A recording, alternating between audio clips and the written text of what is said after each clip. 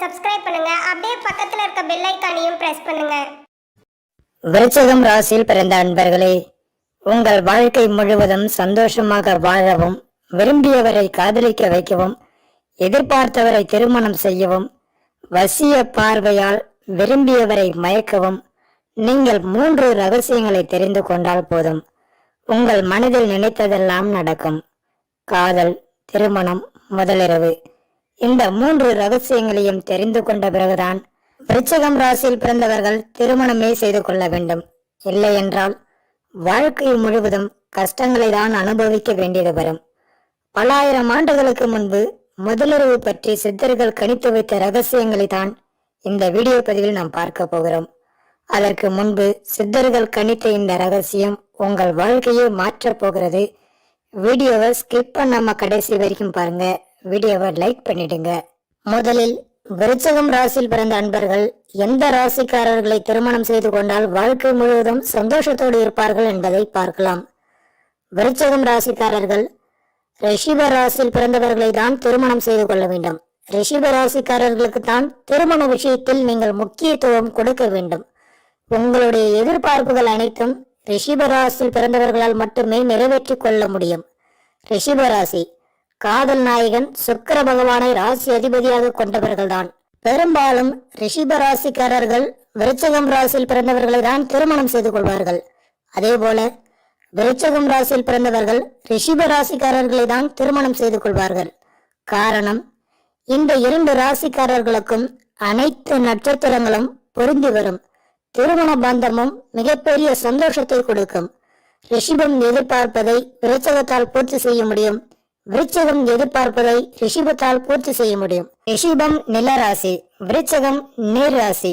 நீரும் நிலமும் இணைந்தால் காதல் கெமிஸ்ட்ரி அதிகரிக்கும், தாம்பத்தியம் இனிக்கும். அடுத்ததாக முதலிரவில் பெண்கள் ஆண்களிடம் கேட்கக்கூடாத கேள்விகள். என்னை ஏன் உங்களுக்கு பிடித்துள்ளது? அப்படி என்னிடத்தில் என்னதான் இருக்கிறது? என்னிடத்தில் இருக்கக்கூடிய விஷயங்கள் எது உங்களை கவர்ந்தது? இதுவரை எத்தனை பெண்களை காதலித்து இருக்கிறீர்கள்? காதல் மட்டும்தானா, இல்லை வேறு ஏதாவது கசமுசா உண்டா? என்னை விட அந்த பெண் உங்களுக்கு பிடிக்க என்ன காரணம்? அப்படி என்கிட்ட இல்லாதது அவங்க கிட்ட என்னதான் இருக்கு? ஏன் உங்களுடைய பழைய காதல் தோல்வி அடைந்தது? உங்க அம்மா, அக்கா, தங்கை இவங்களிடம் எவ்வளவு பாசம் வச்சிருக்கீங்க? அவங்கள விட என் மேல அதிக பாசம் வைப்பீங்களா? இனி சம்பளம் என்கிட்ட தான் தருவீங்களா? வீட்டு பொறுப்பை இனிமே நான் ஏத்துக்கிட்டமா? எத்தனை கேர்ள் ஃப்ரெண்டை வச்சிருக்கீங்க? அவங்க கூட வெளியில் செல்லும் பழக்கம் உள்ளதா? இனிமே வீட்டுக்கு நேரத்தோடு வந்துடுவீங்களா? வெளியில ரொம்ப நேரம் நண்பர்களோட சுத்தக்கூடாது. புகை, குடிப்பழக்கம் உண்டா? நம் இருவருக்கும் இடையே இனி எந்த ரகசியமும் இருக்கக்கூடாது. அடுத்ததா, பெண்களிடம் ஆண்கள் கேட்கக்கூடாத கேள்விகள். இதுக்கு முன்னாடி காதல் அனுபவம் உண்டா? என்னை விட அந்த பையனை உனக்கு பிடிக்க காரணம் என்ன? ஏன் உன்னுடைய பழைய காதல் தோல்வி அடைந்தது? வெறும் காதல் மட்டும்தானா, கசமுசா உண்டா? அடிக்கடி உங்க அம்மா வீட்டுக்கு போவியா? பலான படம் பார்க்கக்கூடிய பழக்கம் உனக்கு இருக்கிறதா? எத்தனை ஆண் நண்பர்கள் உனக்கு இருக்காங்க? மேக்கப்புக்கு நிறைய செலவு செய்வியா? தயவு செய்து இந்த மாதிரியான கேள்விகளை ஆண்களும் சரி பெண்களும் சரி முதலிரவு நடக்கக்கூடிய நேரத்துல கேட்டு விடாதீர்கள். அப்படி நீங்க இந்த கேள்வியை கேட்டுவிட்டால் உங்க இருவருக்குமே அது கடைசி இரவாக மாறுவதற்கான வாய்ப்புகள் இருக்கிறது. கணவன் மனைவியா வாழ்நாள் முழுவதும் சந்தோஷத்தோடு வாழ முடியாமல் போவதற்கு இந்த கேள்விகளே காரணமா இருக்கும். வருங்காலத்துல இந்த மாதிரியான கேள்விகள் நீங்கள் சேர்ந்து வாழ்ந்தாலும் உங்களுக்கு பிரச்சனைகளை கொடுத்துக்கிட்டே இருக்கும். அடுத்ததாக, முதலிரவு ரகசியம். முதலிரவு ரகசியம் என்பது ஒரு ஆணையும் பெண்ணையும் திருமண பந்தத்தில் எளிதில் இணைத்து விடலாம். ஆனால் முதலிரவு என்று சொல்லக்கூடிய சாந்தி முகூர்த்தத்தில் இணைப்பதுதான் மிகப்பெரிய விஷயம். ஒரு ஆணுக்கும் பெண்ணுக்கும் முதலிரவு சரியாக அமைந்து விட்டால் போதும், இந்த உலகத்தையே அவர்களால் விலைக்கு வாங்கி விடலாம் என சாஸ்திரம் கூறுகிறது.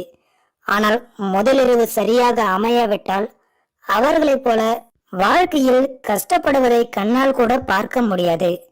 அடுத்ததாக முதலிரவுக்கு முக்கியத்துவம் கொடுக்க காரணம் என்ன? முதலில் திருமண பந்தத்தில் ஒரு ஆணையும் பெண்ணையும் இணைக்கும் முன் பெற்றோர்கள் இந்த விஷயங்களை கவனமாக தெரிந்து கொள்ள வேண்டும். திருமணத்திற்கு தயாராக இருக்கக்கூடிய ஆணும் பெண்ணும் தெரிந்து கொள்ள வேண்டும். காதலிப்பவர்கள் ஏன் உங்கள் காதல் திருமண பந்தத்தில் இணையாமல் தோல்வி அடைகிறது என்பதை தெரிந்து கொள்ள வேண்டும். புதியதாக திருமணமானவர்கள் ஏன் உடனடியாக விவாகரத்து செய்து கொள்கிறார்கள் என்பதையும் தெரிந்து கொள்ள வேண்டும். உங்கள் மகனுக்கும் மகளுக்கும் திருமண தடை ஏன் அடிக்கடி வந்து கொண்டிருக்கிறது என பெற்றோர்கள் தெரிந்து கொள்ள வேண்டும். திருமணம் செய்து கொண்டு கணவன் வேறு ஒரு பெண்ணுடன் நட்பு வைத்துக் கொள்வதும் மனைவி வேறு ஒரு ஆணுடன் நட்பு வைத்துக் கொள்வதற்கும் காரணங்கள் என்ன என்பதையும் தெரிந்து கொள்ள வேண்டும்.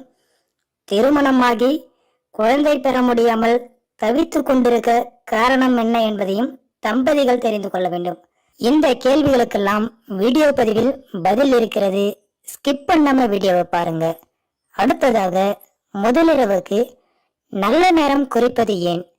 திருமணத்திற்கு முகூர்த்தம், நல்ல நேரம், லக்னம் இதையெல்லாம் பார்த்துதான் முகூர்த்த தேதி குறித்து திருமணத்தை நடத்தி வைக்கிறார்கள். ஆனால் முதலிரவு என்று சொல்லக்கூடிய சாந்தி முகூர்த்தத்திற்கு நிறைய பேர் முக்கியத்துவம் கொடுப்பது இல்லை. அதனால்தான் வாழ்க்கையே தலைகீழாக மாறிவிடுகிறது. திருமணம் நிச்சயிக்கப்பட்டதும் ஆணும் பெண்ணும் ஒன்று சேரக்கூடாது. திருமணத்திற்கு பிறகும் ஆணும் பெண்ணும் ஒன்று சேரக்கூடாது. சாந்தி முகூர்த்தத்திற்கு நாள் நேரம் குறித்த பிறகுதான் அவர்கள் ஒன்று சேர வேண்டும். அதுவும் பெற்றோர்களின் சம்மதத்தோடும் ஆசீர்வாதத்தோடும் கடவுளை வணங்கிவிட்டுதான் முதலிரவு அறைக்கே செல்ல வேண்டும். இன்றைய தலைமுறையினர் அதை பின்பற்றுவது கிடையாது. வேக வேகமாக வாழ்க்கையை ஆரம்பித்து வேக வேகமாகவே வாழ்க்கையை முடித்து விடுகிறார்கள். 1000 இரவுகள் வரலாம். ஆனால் திருமணமான ஆணுக்கும் பெண்ணுக்கும் முதலிரவு வாழ்நாளில் மறக்க முடியாத அனுபவத்தை கொடுக்கும். நமக்கு பின்னர் இந்த உலகத்தில் நாம் விட்டு செல்வது வருங்கால சந்ததிகள் தான். அவர்கள் நன்றாக இருக்க வேண்டும் என்று நினைப்பவர்கள் கவனமாக வீடியோவை பாருங்க. நல்ல பிள்ளைகளை உருவாக்குவதற்கு நல்ல எண்ணங்களை விதைப்பது அவசியம். அந்த நல்ல பிள்ளைகளை பெற்றுக்கொள்வதற்காக நாம் முயற்சி செய்யும் நேரமும் நல்ல நேரமாக இருக்க வேண்டும். உன்னை எல்லாம் எந்த நேரத்துல பெத்தாங்களோ பேசாம உங்க அப்பா அம்மா அந்த நேரத்துல நைட் ஷோ சினிமாவுக்கு போயிருக்கலாம் அப்படின்னு நிறைய பேர் சொல்லியிருப்பாங்க. அதை நீங்களே பார்த்து இருக்கலாம். உயிர்களின்றி உலகம் இயங்காது. ஆக இந்த உலகத்தையே இயக்குகின்ற அந்த சிவசக்தி ஐக்கியத்தினை ஒரு ஆணும் பெண்ணும் தங்கள் வாழ்வினில் முதலில் உணர்கின்ற அந்த தருணத்தை தான் சாந்தி முகூர்த்தம் உணர்த்தும். இதனால்தான் இத்தனை முக்கியத்துவம் வாய்ந்ததாக பார்க்கப்படுகிறது. அடுத்ததாக முதலிரவு நடக்கக்கூடிய நாளில் சில நட்சத்திரங்கள் உதயமாகி இருக்கக்கூடாது. இந்த சாந்தி முகூர்த்தத்தை காலற்ற, உடலற்ற, தலையற்ற இந்த 3 நட்சத்திரங்கள் நடக்கக்கூடிய நாளில் வைக்கவே கூடாது. இது முதலிரவுக்கு மட்டுமல்ல, வீடு கட்ட, மனை முகூர்த்தம் செய்ய, யாத்திரை செல்ல இதற்கெல்லாம் ஆகாது. கார்த்திகை, உத்திரம், உத்திராடம் இந்த 3ம் காலற்ற நட்சத்திரங்கள் ஆகும். மிருகசீரிடம், சித்திரை, அவிட்டம் இந்த 3ம் உடலற்ற நட்சத்திரங்கள் ஆகும். புனர்பூசம், விசாகம், போராட்டாதி இந்த 3ம் தலையற்ற நட்சத்திரங்கள் ஆகும். இந்த நட்சத்திரங்கள் நடக்கக்கூடிய நாளில் முதலிரவுக்கான தேதியை பெற்றோர்கள் குறிக்கவே கூடாது. அந்த நேரத்தில் முதலிரவை நடத்தவும் கூடாது. திருமணமான தம்பதிகளும் ஒன்றிணைவும் கூடாது. அடுத்ததாக திருமணமான புதுமண தம்பதிகள் கண்ட நேரத்தில் இணைந்தால் என்ன நடக்கும் என்பதை பார்க்கலாம். கண்ட நேரத்தில் புதுமண தம்பதிகள் இணைந்தால் வாழ்க்கை முழுவதும் நரக வேதனை அனுபவிக்க வேண்டிய சூழ்நிலை ஏற்படும். கண்ட நேரத்தில் புதுமண தம்பதிகள் இணைந்து அதனால் பிறக்கக்கூடிய குழந்தைகள் செவ்வாய் தோஷம், சர்ப்பதோஷம் இது போன்ற தோஷ அமைப்புகளோடு பிறந்துவிடும். அப்படி பிறந்துவிட்டால் வாழ்க்கை முழுவதும் கஷ்டம்தான். அப்படி பிறக்கக்கூடிய குழந்தைகள் எதிர்காலத்தில் உங்கள் பேச்சை கேட்க மாட்டார்கள். அவர்கள் எண்ணங்கள் விருப்பங்கள் அதுபடியேதான் நடந்து கொள்வார்கள். அவர்களுக்கு சுய புத்தி இருக்காது. நல்லது எது கெட்டது எது என்று தெரியாது. படிப்பு ஏறாது. பெற்றோர்கள் பெரியவர்களுக்கு மரியாதை கொடுக்க மாட்டார்கள். மது மாது புகை போன்ற தீய பழக்க வழக்கங்களுக்கு அடிமையாகி விடுவார்கள். காதல் திருமணம் செய்து கொள்வார்கள். பெற்றோர்களை அசிங்கப்பட வைப்பார்கள். அடுத்ததாக, நல்ல நேரத்தில் முதலிரவு வைத்தால் என்ன நடக்கும்? முதலிரவு நன்றாக அமைந்தால்தான் அதற்கு பிறகு வரக்கூடிய அனைத்து இரவுகளும் கணவன் மனைவி இவர்கள் இருவருக்கும் நன்றாகவே இருக்கும். திருமணத்திற்கு நேரம் குறிப்பது போல முதலிரவுக்கும் நல்ல நேரம் குறிப்பதுதான் பெற்றோர்களின் கடமையாகும். அடுத்ததாக, முதலிரவின் முக்கியத்துவம். சாந்தி முகூர்த்தம் என்பது தனிப்பட்ட கணவன் மனைவி இவர்களின் மன சந்தோஷத்திற்காக மட்டும் நடத்தப்படுவது அல்ல. அப்படி நீங்கள் அதை நினைத்தாலும் தவறு. பிரஜாபதி என்கிற முக்கியமான கடமையை நிறைவேற்றுவதற்காகத்தான் நம் முன்னோர்கள் சித்தர்கள் கணித்து வைத்த ரகசியங்களை முதலிரவில் செய்ய வைக்கிறார்கள். இந்த பூமியில் பிறந்த அனைவருக்கும் தங்களுடைய முன்னோர்களை திருப்திப்படுத்த வேண்டிய ஒரு கடமை இருக்கிறது. அது சாந்தி முகூர்த்தத்தில் செய்ய வைக்கிறார்கள். அந்த முக்கிய கடமையை ஒவ்வொருத்தரும் செய்ய வேண்டும். அதாவது இதை கன்னி கழித்தல் என வழக்கப்படி சொல்வார்கள். அந்த கடமையின் பெயர்தான் பிரஜோத்பத்தி, அதாவது பிரஜைகளை உற்பத்தி செய்வது. அதனால்தான் வீட்டில் உள்ள பெரியவர்கள் தன் மகன் மகள் வயிற்றில் ஒரு பேரனையோ பேத்தியோ பார்க்க ஆசைப்படுகிறார்கள். அடுத்ததாக, முதலிரவில் ஆண் பெண் எப்படி இணைய வேண்டும்? வம்சம் விருத்தி அடையும் போதுதான் பித்ருலோகத்தில் உள்ள நம் முன்னோர்கள் மோட்சத்திற்கு செல்வார்கள். சிவமும் சக்தியமும் ஐக்கியமானால் மட்டுமே உலகத்தில் உயிர்கள் தோன்ற முடியும். படைக்கும் தொழிலை செய்கின்ற பிரம்மாவின் அருளாசி அந்த நேரத்தில் தேவைப்படுகிறது.